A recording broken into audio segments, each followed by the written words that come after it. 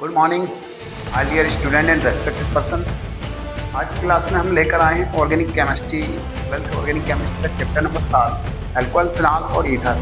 ठीक है, तो जब एक कार्बन श्रृंखला जुड़ी होती है अल्कोहल से, तो इसे प्राथमिक अल्कोहल बोला जाता है। और दो कार्बन श्रृंखला जब जुड़ी होती है तो इसे द्वितीयक अल्कोहल या 2 डिग्री अल्कोहल बोला जाता है। जब 3 कार्बन श्रृंखलाएं जुड़ी होती है, 3 कार्बन चेन जुड़ी होती है, तो इसे तृतीयक अल्कोहल 3 डिग्री अल्कोहल बोला जाता है। ठीक है, तो अल्कोहल बनाने की सामान्य विधियों में जैसे हम ये देख सकते हैं, जब एल्किल हैलाइड की अभिक्रिया जब आप पोटेशियम हाइड्रॉक्साइड से करा दोगे KBr, यहाँ से जैसे हमने ब्रोमोमेथेन लिया, इस पर KOH की अभिक्रिया करा दी, KBr यहाँ से पृथक हो गया। ठीक है, तो CH3 के साथ जो बंध 3 हुआ था उसमें अल्कोहल OH जुड़ गया, तो मैथिल अल्कोहल बना। तो ये अल्कोहल बनाने की एक विधि है। दूसरा एथीन, जो कि एग्जाम में अक्सर पूछी जाती है।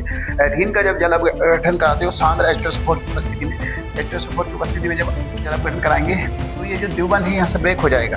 ठीक है, एक हाइड्रोजन वहाँ CH2 के पास में ऐड हो गया, तो CH3 और CH2 के साथ में OH बॉन्ड बना लेगा, तो एथिल अल्कोहल बन जाएगा। ये दूसरा। ठीक है, हम और दूसरे रिएक्शन समझते हैं जो कि अल्कोहल से रिलेटेड है इसी चैप्टर में, कोलवेसिमेट अभिक्रिया।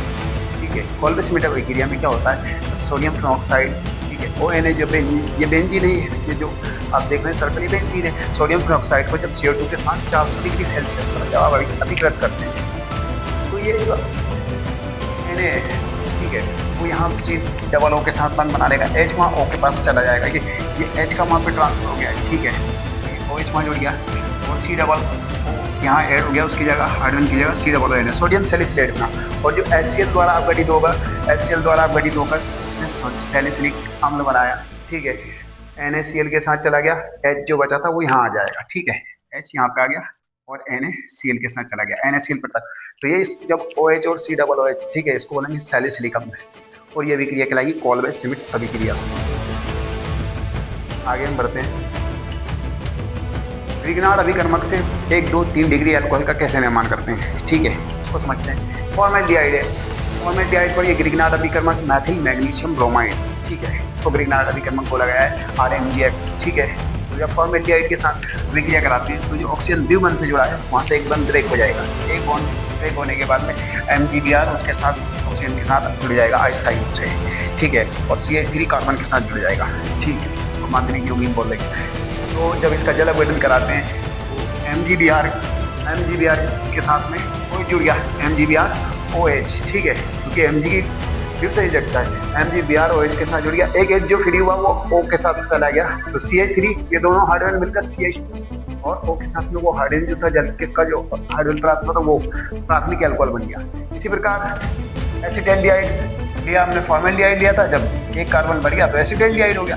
एसिटैल्डिहाइड पर जब हमने मैथिल मैग्नीशियम ब्रोमाइड की अभिक्रिया की, सेम रिएक्शन, O के साथ अस्थायी रूप से MgBr जुड़ेगा, ये CH3 इसके साथ कार्बन के साथ ऐड हो जाएगा, CH2। ठीक है, फिर से आप जब जल अपघटन कराओगे तो MgBr के साथ OH पृथक हो जाएगा। ठीक है, और CH3 अब यहाँ पर CH के साथ में ऑक्सीजन के साथ में और एक हाइड्रोजन आ जाएगा OH। ठीक है, द्वितीयक अल्कोहल बोलोगे इसे आप।